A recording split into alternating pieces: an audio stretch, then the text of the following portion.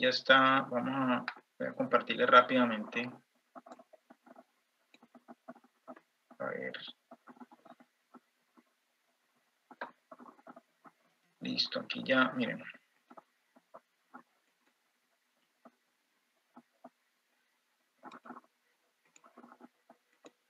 Esta es la diferencia entre la notación de un objeto en JSON y en un XML. Ustedes son una generación muy afortunada. Cuando ustedes nacieron ya existía JSON. Bueno, no, mentiras, exagero. Cuando ustedes nacieron ya XML estaba entrando un poquito como en... Bueno, está en su auge, pero ya estaba empezando el declive de XML. XML se utilizan algunas cosas, sin embargo, XML, pues la sintaxis no es que permita, digamos que una representación eficiente de objetos. Ustedes ven la diferencia aquí entre representar una colección de empleados, ¿cierto? Donde cada empleado es como una tupla aquí entre una llave y un valor. Y miren la representación en XML. Ahí ahora estamos hablando solamente de 3 objetos. Es mucho más compacto JSON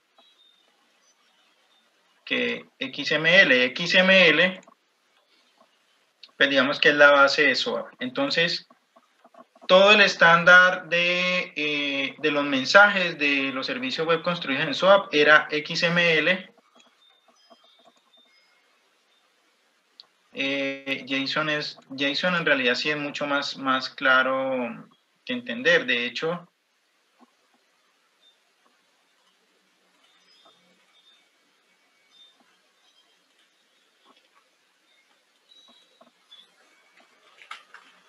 y bueno, y aquí hay varias diferencias que hacen notar. Obviamente, pues ya JavaScript tiene sus propios mecanismos implícitos para hacer parseo de esas cadenas de JSON, convertir de una cadena en JSON a objetos de JavaScript o prototipos de JavaScript,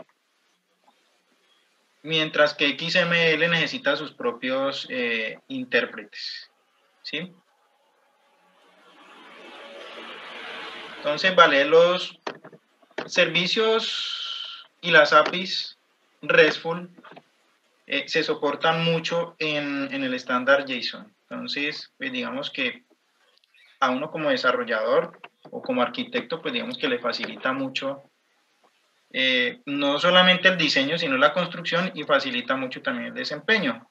Esto, pues obviamente hace que los mensajes que se pasen en un servicio web SOAP sean mucho más grandes, están viajando por HTTP, ¿sí? Utilizando JSON son un poquito más compactos, y además que la misma arquitectura de REST pues define sus propios,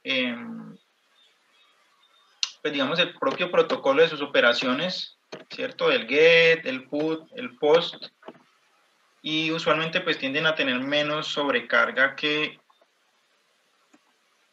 los mensajes HTTP o los métodos HTTP.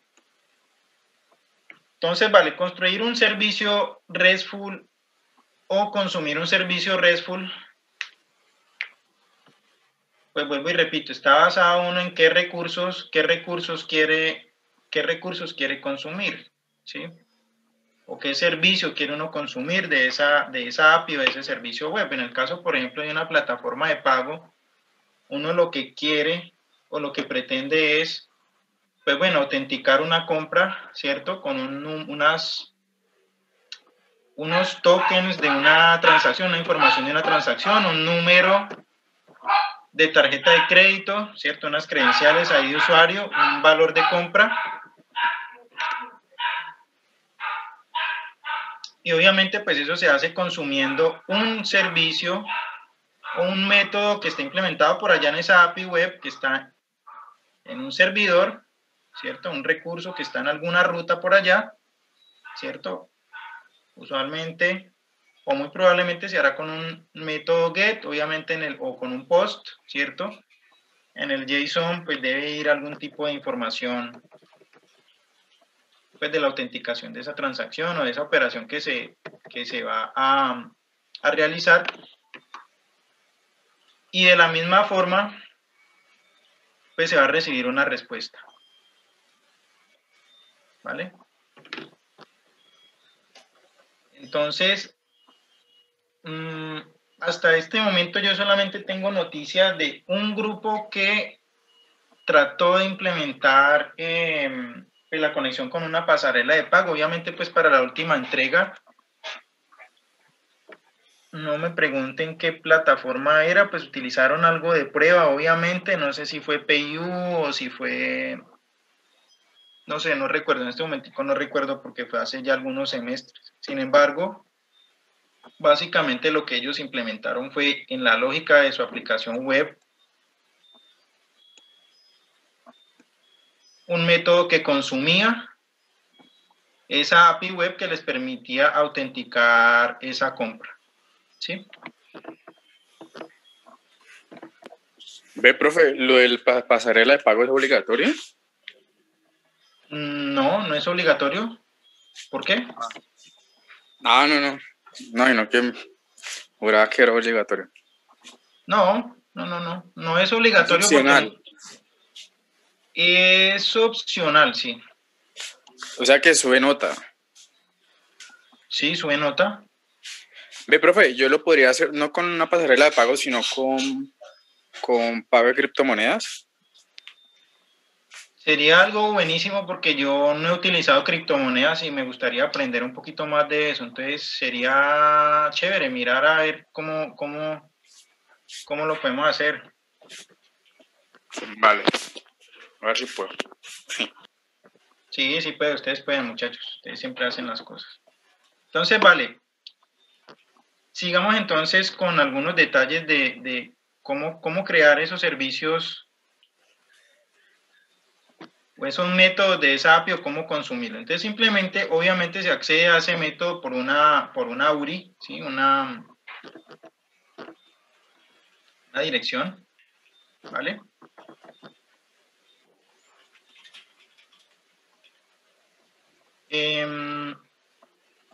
Obviamente, al estar ofrecido, pues, como una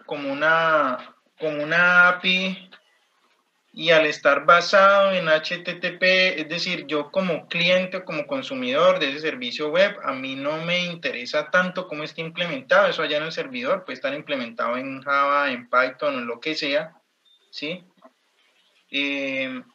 Precisamente la misma arquitectura red lo que ofrece es esa interfaz que me permite consumirlo pues desde cualquier cliente. Es decir, el cliente puede estar construido en una plataforma, en un lenguaje, y el servicio web estar construido en otra plataforma totalmente distinta. Entonces, esa es una de las ventajas, pues precisamente, de la arquitectura REST y lo que pretendió en algún momento también SOAP, ¿sí?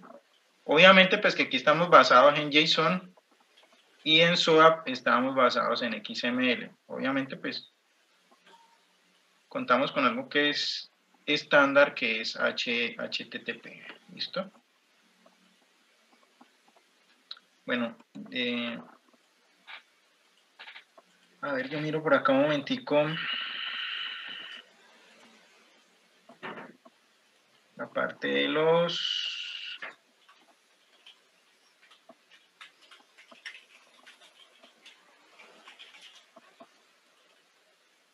Bueno, voy a mirar algo aquí más con respecto a REST porque no se me vaya a quedar nada importante. A ver.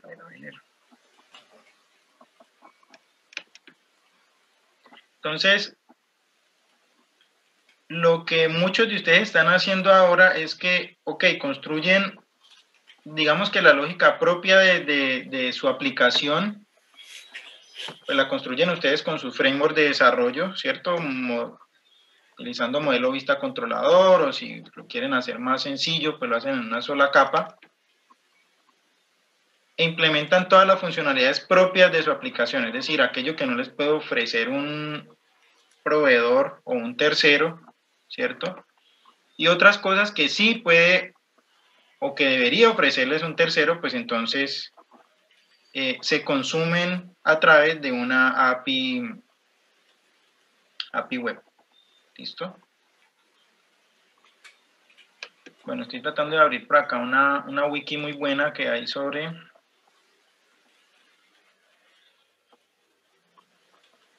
RESTful.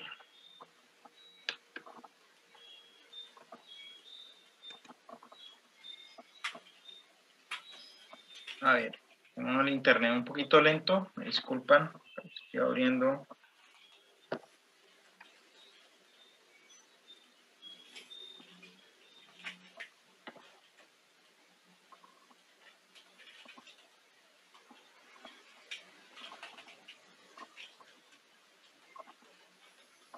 Presentando la diferencia entre XML y JSON. Una es que ese recurso, la forma en la que se esté representando como mensaje que viaja entre el servidor y el cliente es que sea, bueno, esta palabra no me gusta, debería ser más, que sea comprensible.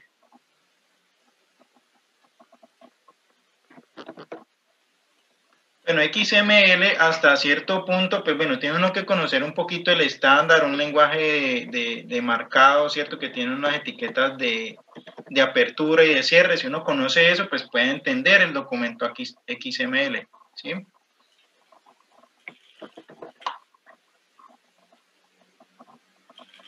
Obviamente esa característica que sea comprensible no es solamente para el usuario, sino que sea un estándar adoptado entre el cliente y el servidor. Aquí estamos hablando que si estamos utilizando XML, pues va a tener que tener en ambos lados pues un intérprete, ¿cierto? Un analizador sintáctico de ese XML, un parser, un lenguaje de consulta también. O en el caso de JSON, pues que ya lo hace JavaScript. Uy, ¿qué pasó? ¿Quién necesita café? ¿Quién fue ese?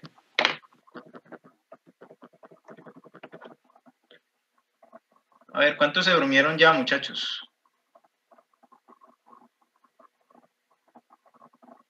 No, pero aquí estamos. ¿Quién fue el del bostezo? Somos activos. Me pareció fue que se estaba cayendo. ¿Será? Sí, yo escuché que estaba asustando.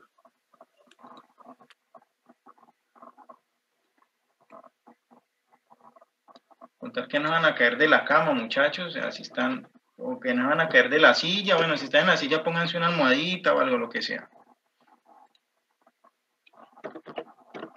Bueno, hay otra característica con respecto a esa representación que yo utilizo de ese recurso.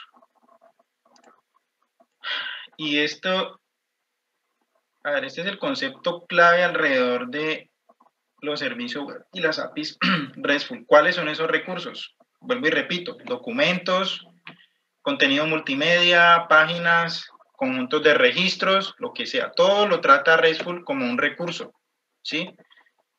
Y es importante, pues obviamente que el lenguaje o el estándar que se utilice para representar esos recursos tenga estas características. Primero, que sea fácilmente comprensible hasta cierto punto por el usuario y que haya un mecanismo en el que tanto el cliente como el servidor puedan interpretarlo, ¿sí? Ya sea que sea XML o JSON. Una característica con respecto a esa forma de representación, y esto es algo con lo que debe cumplir el que pueda ser el sucesor de JSON, ¿cierto? Aunque uno diría, pues bueno, JSON ha probado ser tan bueno que seguramente no tenga un sucesor tan pronto, ¿cierto? La completitud hace referencia a cualquier recurso debe poder representarse con ese lenguaje.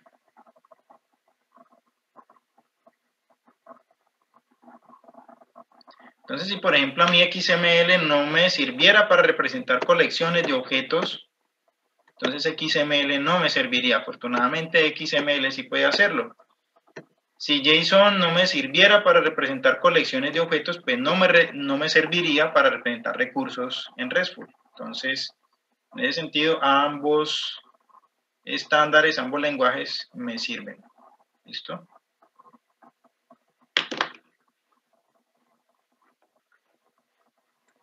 Hay otra característica con respecto a la representación de estos recursos y es la siguiente. Yo quería escribir esto acá en rojo. ¿No?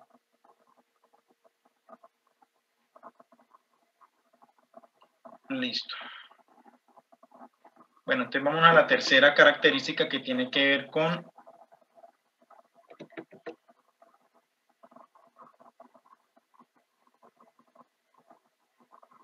A ver. Quiero cambiar el lapicito negro.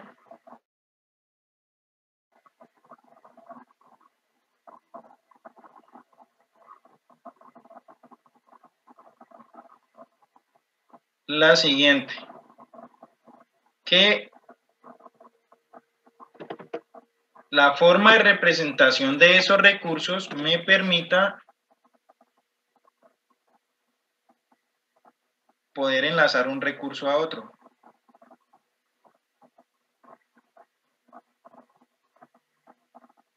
Enlazar, pues digamos que entendiéndolo también como referenciar. ¿Listo?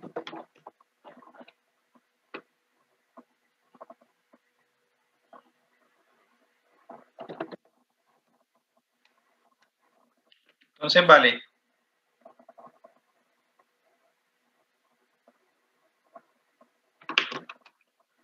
Esa es la característica que debe tener la representación de los recursos en RESTful para poder, digamos que, pues aprovechar todos los beneficios de utilizar esta arquitectura, porque en realidad es una arquitectura. Es decir, todo es un recurso, pero tengo que escoger la mejor forma de representación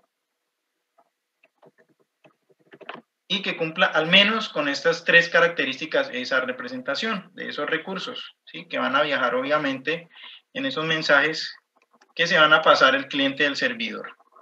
¿Listo? Esto para ustedes es, digamos que información,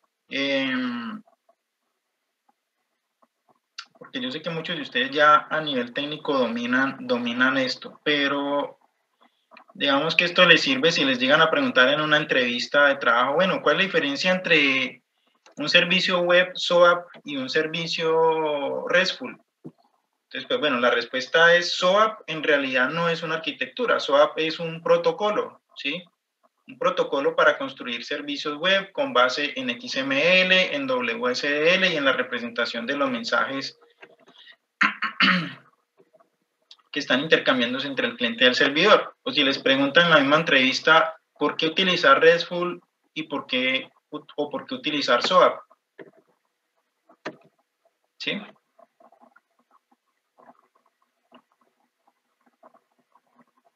Entonces, bueno, una de las respuestas puede ser, bueno, SOAP es un protocolo que está construido, digamos que esencialmente sobre XML, ¿sí? Está orientado precisamente al protocolo, no tanto a la representación de los mensajes, a diferencia de REST, que hace más énfasis en que todo lo que se pueda intercambiar entre el servidor y el cliente sea un recurso y que a diferencia de SOAP, pues no es un protocolo, sino que es una arquitectura que define precisamente qué es un recurso, cómo se intercambia entre el cliente y el servidor. Y que obviamente pues RESTful hace énfasis en otros aspectos que quizás SOAP no ha, digamos que contemplado con menos, pues como con menos rigor.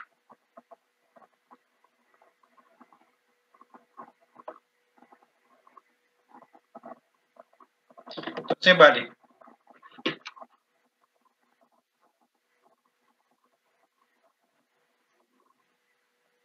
Ese intercambio de recursos entre el cliente y el servidor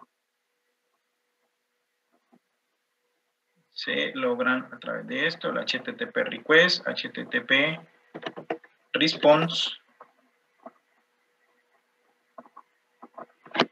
y cada uno de ellos pues tiene una estructura. Aquí el tablerito ya se va empezando a laguear un poquito, pero bueno, esperemos que no se nos caiga. Y están estructurados de la siguiente forma: la base del request, las peticiones del cliente al servidor, tienen un body, el cuerpo de la petición. Aquí voy a poner un poquito en términos gráficos lo que ya les había dicho ahorita en palabras. Aquí está el body, aquí está el header, el encabezado de ese request, de esa petición.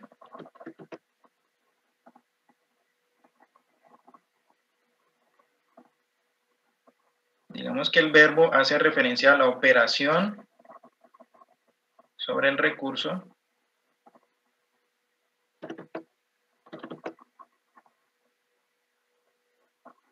La URI. Digamos que con esto hacemos referencia a la localización del recurso y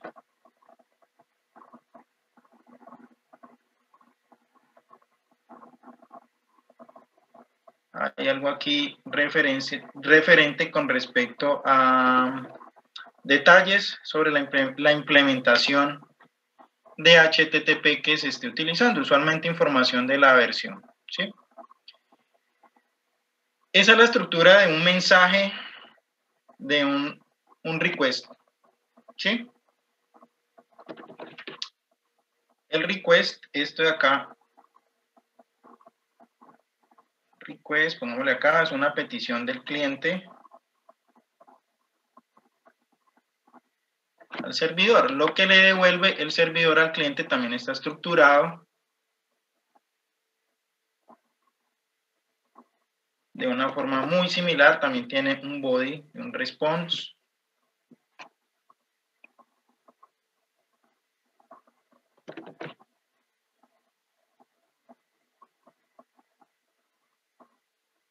Aquí está el response.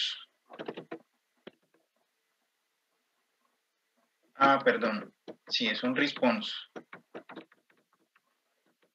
Obviamente, esto es el response. Pero el response, la respuesta del servidor, lo que le envía al servidor al cliente, está estructurado de la siguiente forma.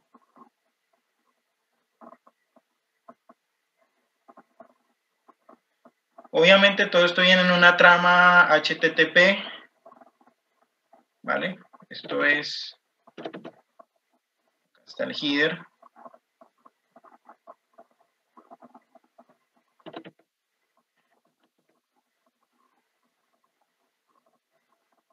El código de la respuesta.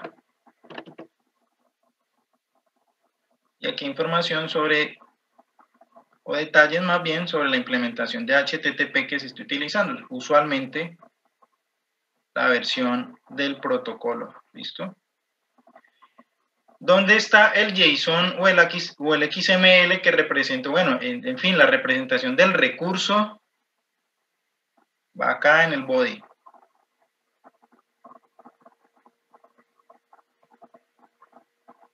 Representación del recurso que se está intercambiando, es decir, ya sea el archivo binario, ya sea el archivo de texto, el conjunto de registros en JSON, en XML, lo que sea, llega acá o viaja más bien a través del body, ya sea del request o del response. Esa es la representación del recurso.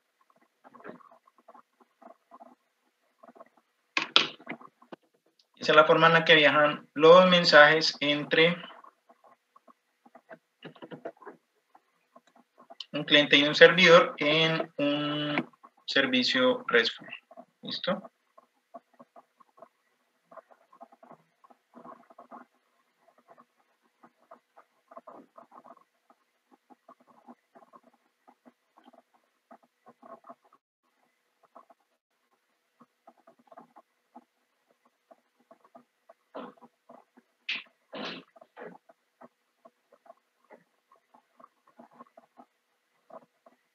¿Listo?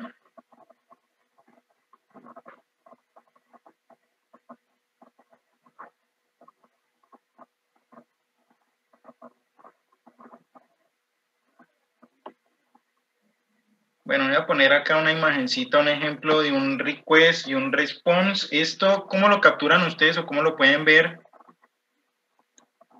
Vamos a ver si me deja pegar esta imagen acá en el tablero. Ojalá que no se me vaya a bloquear.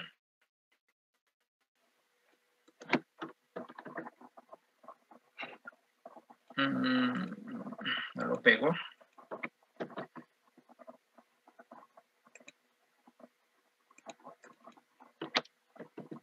Ok. Sí lo pegó. Lo pegó 2 veces.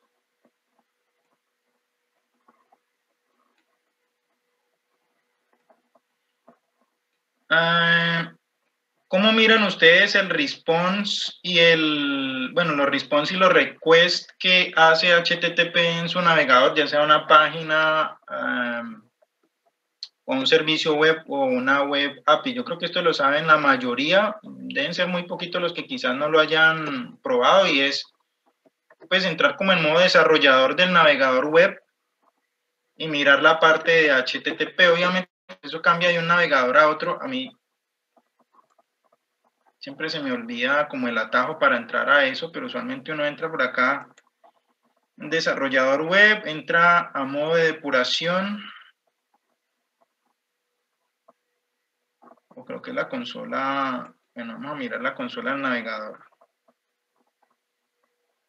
La consola del navegador, lo que pasa es que yo utilizo, vamos a mirar. Ah, ok, las peticiones, acá está.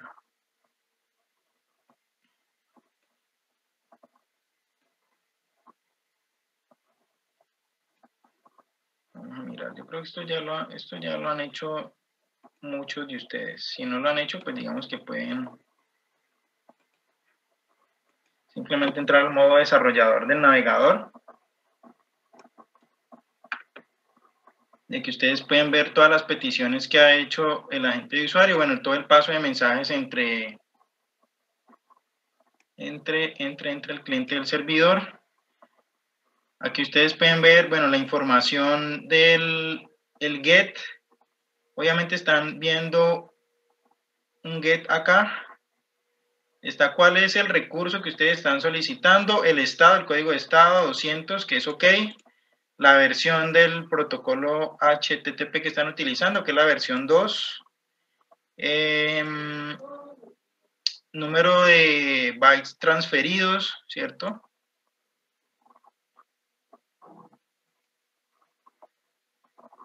Creo que aquí no me sale ningún post. Bueno, porque no estoy haciendo ningún post, pero seguramente si estuvieran algún tipo de formulario, sí me aparecerían acá que mi agente de usuario, mi navegador, está ejecutando un post, y aquí me muestra, pues digamos que todos los detalles del mensaje, todo lo que está viajando en la trama HTTP. Por acá está el contenido de la cabecera, bueno, la cabecera, la respuesta, el response,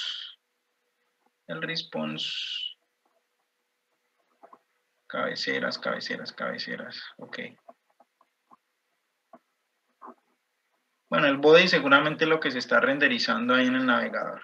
Pero básicamente lo que tiene la cabecera de la petición, o bueno, de cada mensaje que se pase por HTTP, pues tiene información, el referer, ¿sí? De dónde viene esa solicitud, cuál es el host, el estado de la conexión, el tipo de codificación de ese recurso, el user agent, ¿sí? La versión de mi navegador, en este caso, Firefox. Listo, con eso puede uno, digamos que conocer muchas cosas del cliente. Esta información va viajando en la cabecera de los mensajes entre cliente y servidor. Listo, básicamente eso es lo que está viajando ahí entre esas cabeceras.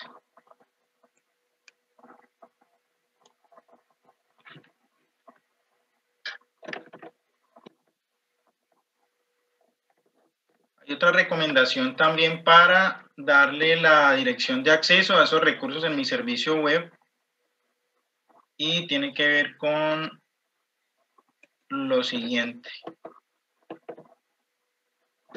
Ya que finalmente el cliente va a acceder a ese recurso a través de una URL, una URI, ¿sí?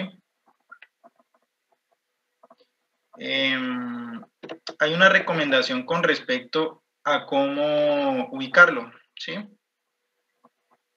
Y es básicamente pues un estándar. Voy a ver si puedo copiar esto acá. Vamos a ver cómo me lo copia. Es lo siguiente, vamos a ver si me lo deja copiar el texto. Ah, sí, lo copió, pero bueno, qué estilo de letra tan feo. Bueno, vamos a moverlo por acá.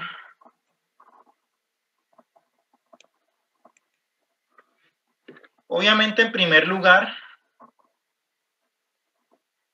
el protocolo de comunicación que se va a utilizar, pues obviamente HTTP, pero pues no sé si van a utilizar FTP, pues MTP. Bueno, saben que en la capa de aplicación HTTP no es el único protocolo que existe. HTTP es el más utilizado. Obviamente esta es la forma en la que se va a localizar ese recurso de esa web API o de ese recurso web. El nombre del servicio, tipo de servicio. Digamos que esto es una recomendación, es decir, no es una camisa de fuerza, es una recomendación para nombrar los recursos para que el cliente pueda acceder fácilmente a ellos, ¿sí? Recomiendan también por acá en la parte del Resource ID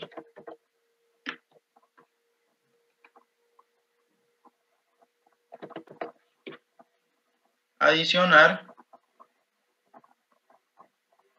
la operación que se quiere hacer sobre ese recurso, adicionar operación sobre el recurso, lo que se llama el verbo, ¿sí? Entonces, get, post, put, delete, lo que sea. Esos verbos, pues obviamente hay unas operaciones básicas, pero dependiendo de lo que yo pueda permitir hacer con esos recursos, pues yo puedo crear más verbos o más operaciones sobre esos recursos. Entonces hay unos ejemplos.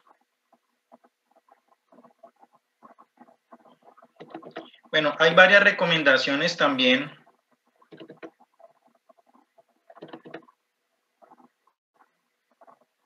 Los recursos, llamarlos en plural, ¿sí? No utilizar espacios, ¿vale? Esto, pues obviamente cuando ustedes invocan un recurso a través de su navegador, es decir, hacen un get, ustedes se dan cuenta que los espacios los reemplaza por otro tipo de carácter, utilizar subrayados. Bueno, hay un estándar obviamente para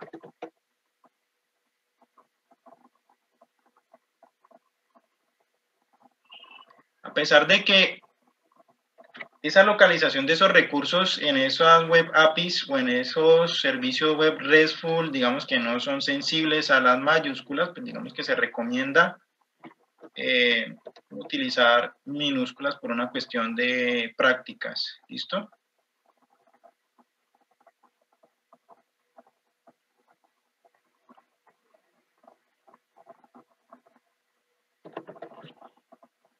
Y esta última recomendación que adicionar acá en la petición, en el ID del recurso, bueno, no solamente el ID, puede ser también un nombre de recurso, adicionar también la operación que se va a ejecutar sobre ese recurso. Entonces aquí hay un ejemplo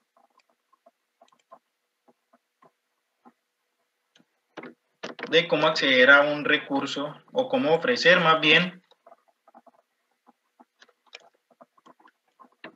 ese recurso a un usuario. Voy a copiar por acá.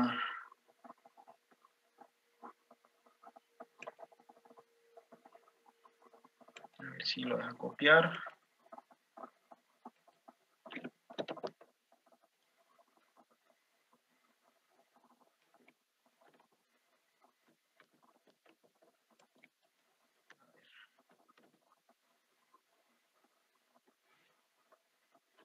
¿Será que me va a tocar escribirlo? Bueno, ya le di copiar y pegar, pero no sé dónde lo copié y lo pegó. Creo que van a llegar dos textos de una vez. Entonces, listo. Ejemplo. Protocolo para el servicio HTTP. ¿Listo? Supongamos que ustedes van a hacer una prueba local sobre sus propios servicios web. Ponen por acá localhost.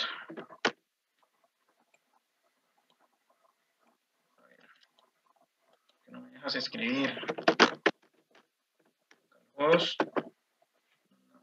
Definitivamente.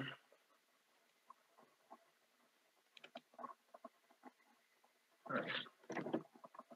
Ahora sí.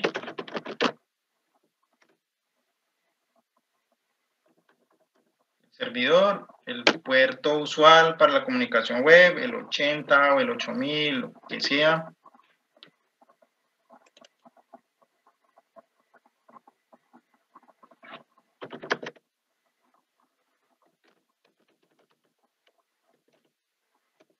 La ubicación del recurso, por ejemplo. Aquí se me va a quedar cortico. Entonces, miren, no es nada distinto a lo que ustedes ya han hecho solicitando recursos en un navegador web, ¿sí? Obviamente, cuando ustedes lo construyan en sus aplicaciones, pues obviamente van a tener que estructurarlo en sus propias aplicaciones. Ok, aquí ya no me deja escribir. Bueno, ya se está empezando a portar mal el tablerito.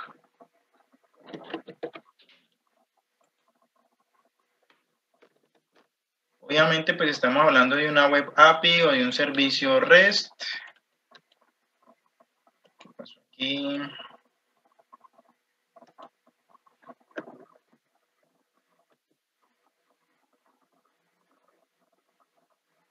Bueno, llega un momento en el que como que se satura el tablero y empieza a funcionar mal.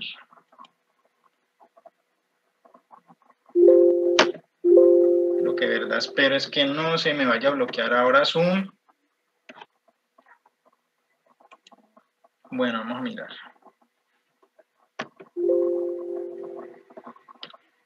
A ver.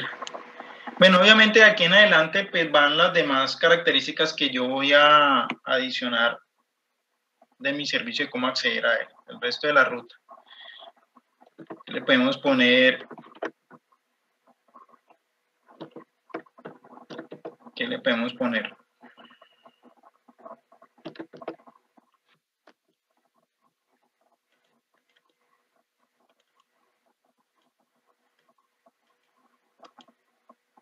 Ok, voy a escribir aquí tablerito. Si le doy clic por fuera.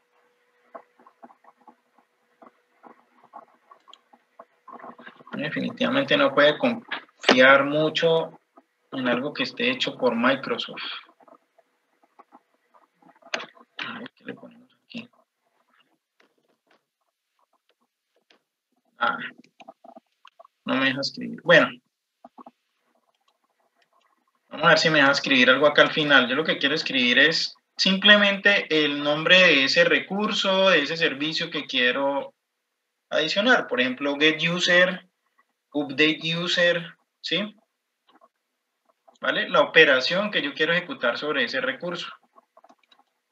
Vamos a ver si ahorita sí y terminamos esta partecita.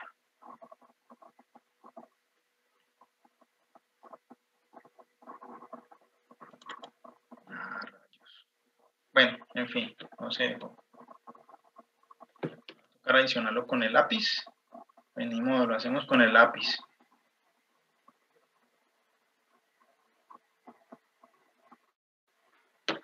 A ver.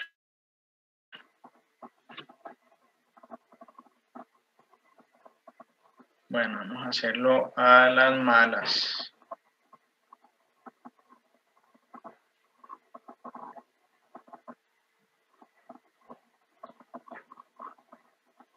Este tablerito de Microsoft definitivamente es un fiasco. No sé por qué llega un momento en el que ya no funciona bien. Pongámoslo en rojo entonces. Ok.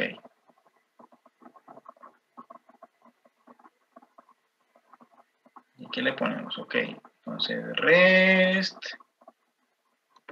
Le ponemos servicio user service. Y aquí ya accedemos al recurso, a la operación sobre el recurso que queremos operar. Entonces puede ser, por ejemplo, un llamado get users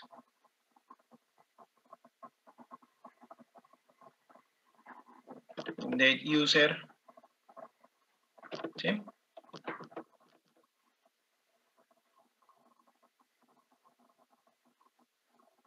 Delete user. ¿Listo? Pero básicamente la forma de acceder a un recurso dentro de un servicio web RESTful es a través de una URL, ¿sí?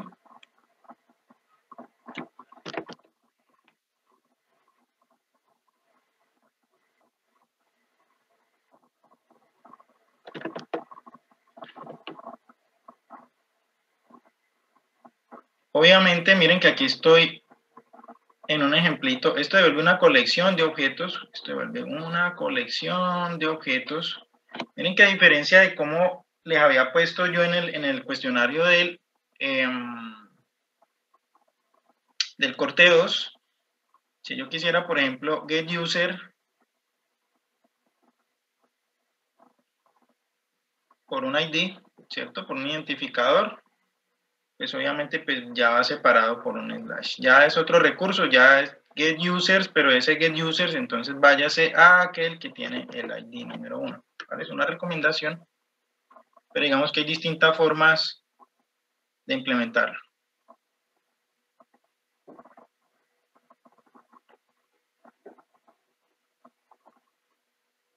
Pero básicamente lo importante es saber que todo es un recurso en RESTful y que la forma de acceder a esos recursos es a través de la URL y que yo, de igual forma, ya sea como un consumidor o un creador de servicios web, pues tengo que tener claro cuáles van a ser esos recursos que yo voy a ofrecer, cuáles son los recursos que voy a consultar y cuáles son las operaciones que voy a llevar a cabo sobre ellos y que todo pues, van a ser ofrecidos pues, a través de HTTP.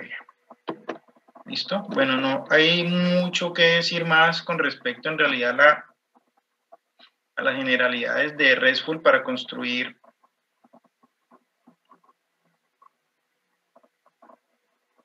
un servicio web con esta característica.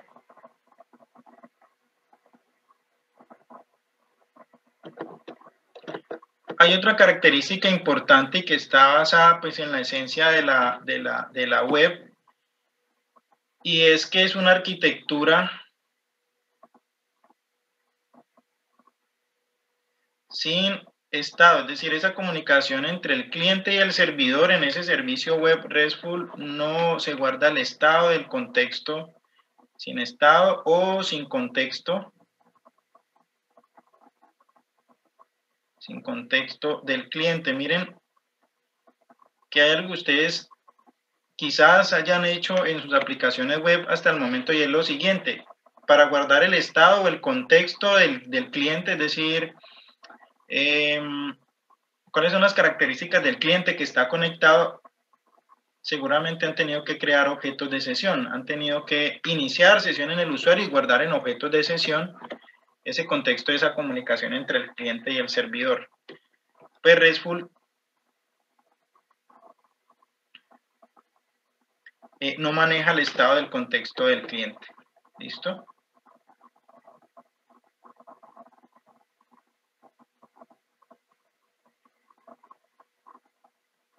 Entonces, en ese sentido, esa interacción entre el cliente y el servidor, al no depender tanto del contexto del cliente, no depender tanto de la información de cuál es el cliente que está haciendo esa interacción, pues cada interacción, cada petición es totalmente independiente y no depende de lo que él haya hecho anteriormente. Entonces, digamos que básicamente cada interacción es una petición nueva al servidor y no se guarda el estado de las interacciones anteriores.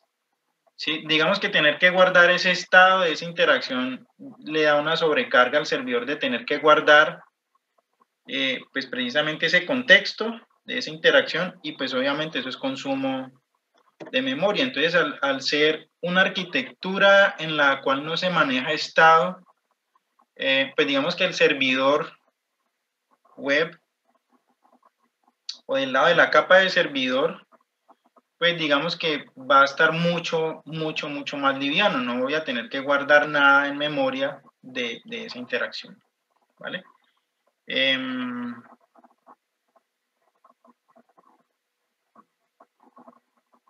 en ese sentido también me simplifica pues el diseño, la construcción de la aplicación,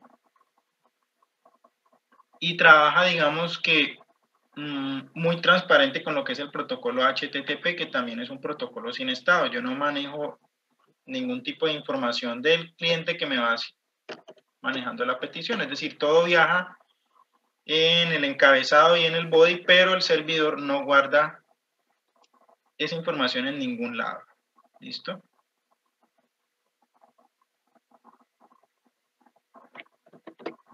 Hay otra ventaja también de la arquitectura RESTful y es la siguiente, el manejo del caché.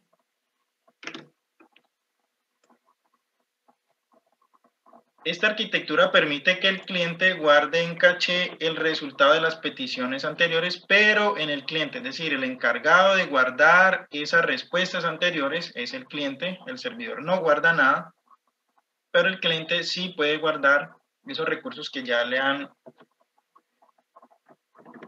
enviado al servidor anteriormente, y el servidor no va a tener que pues volver a enviárselos si el cliente los necesita. ¿Listo?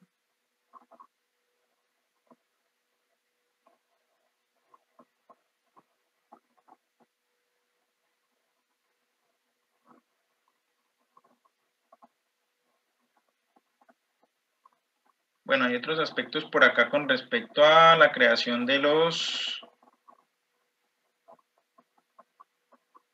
servicios web RESTful. Ese caché obviamente también es configurable.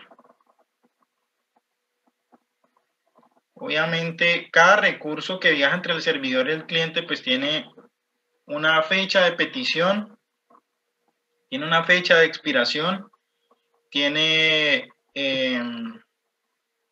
pues digamos que una edad también, ¿cierto? Hace cuántos segundos ese recurso se pidió desde el cliente hasta el servidor. Y en ese sentido, pues también una fecha de expiración, ¿vale? De esa forma, pues digamos, esa información está en la respuesta del servidor y en ese sentido, pues el agente de usuario y el cliente puede controlar también, pues digamos que cuando es necesario volver otra vez a obtener ese recurso desde el servidor.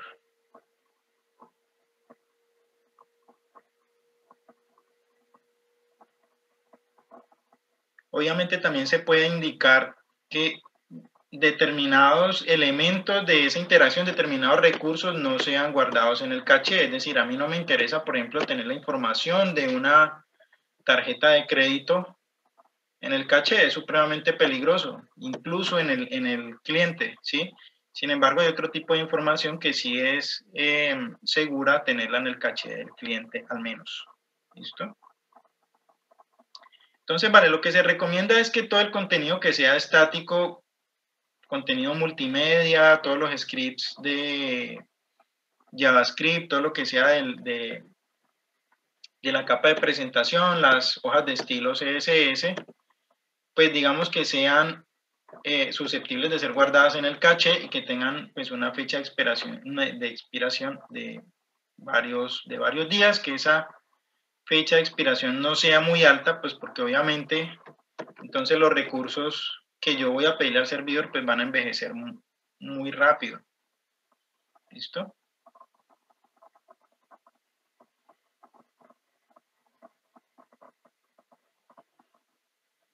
¿Listo? Bueno, no hay mucho más que decir con respecto ahorita sí a las web APIs de RESTful.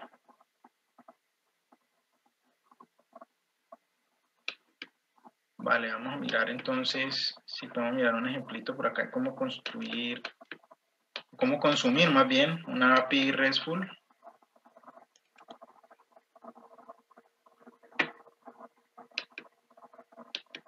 Vale, es lo que me está poniendo lento el computador. Empezar a cerrar pestañas por acá. Próxima entrega para el próximo sábado, yo la voy a publicar bien en Moodle esta vez. La idea es que ustedes me identifiquen al menos una o dos APIs web que ustedes deban utilizar en sus plataformas. ¿Listo? Eso por un lado. Por otro lado, que ustedes me indiquen cómo están construidas esas APIs web, cómo las están consumiendo, ¿sí? Cómo están accediendo a los recursos de esa API web, ¿sí? ¿Cuáles son esos recursos? ¿Cuáles son los métodos que están utilizando? Y obviamente, pues, revisar cada uno, pues, cómo lo está, o cada grupo más bien, cómo está consumiendo esa API web, ¿sí? Entonces, vuelvo y repito, yo los detalles los subo a Moodle ahorita apenas reinicie el computador.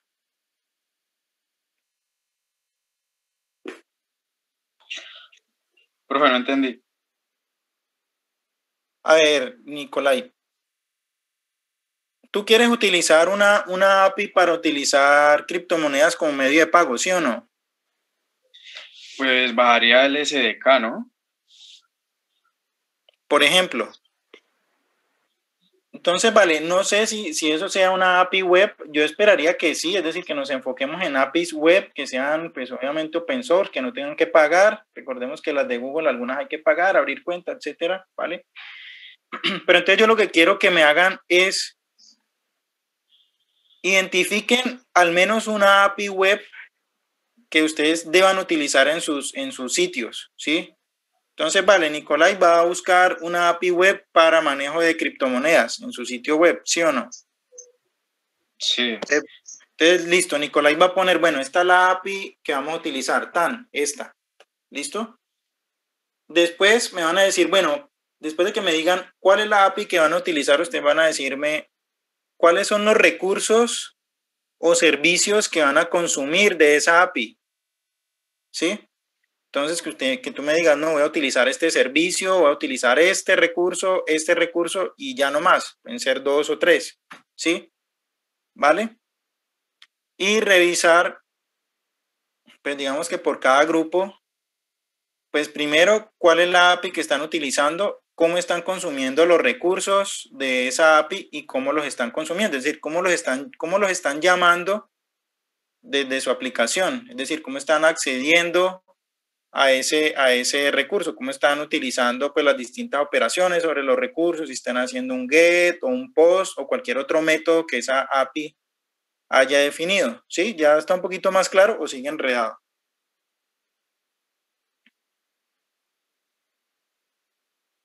¿Nada? ¿Cero? Sí. ¿Sí? Vale, pues eso es básicamente todo, muchachos. Entonces, bueno, aquí apenas estoy entrando a el computador. Básicamente, entonces, eso sería, a ver qué dice por acá el chat.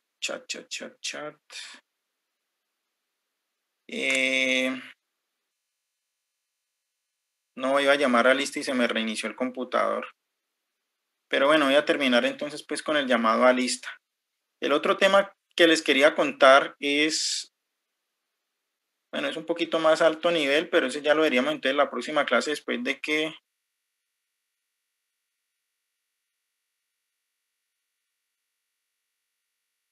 la rúbrica del segundo corte, está preguntando Andrés. Básicamente el segundo corte consta del cuestionario y las entregas que ustedes hicieron para el segundo corte. ¿Vale? La sustentación de la segunda entrega, el cuestionario y lo que me entregaron del CRUD. Serían esas tres partecitas. Obviamente lo que más peso tiene la entrega del proyecto. Sí, yo se las envío. Profe, ¿cuánto es que tiene de porcentaje del parcial y del proyecto? A ver, el corte son, a ver, yo siempre he puesto de ese 30% y lo puse en el plan de curso resumido, el 15%, creo que es el 15 o el 20, que tengo que mirar. Bueno, ustedes pueden revisar ahí en el plan de curso resumido. Creo que es el 15 o el 20% corresponde a la entrega, a la segunda entrega del proyecto. Y el resto corresponde al cuestionario y la entrega del CRUD. Entonces más o menos como mitad y mitad. Obviamente la mitad del corte es la segunda entrega del proyecto. Uy, ¿qué pasó por acá?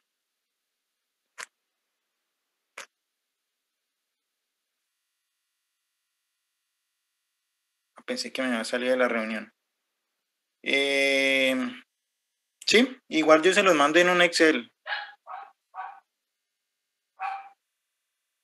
A ver, entonces vengan, yo termino con el llamado a lista y les digo qué vamos a hacer entonces para la próxima clase.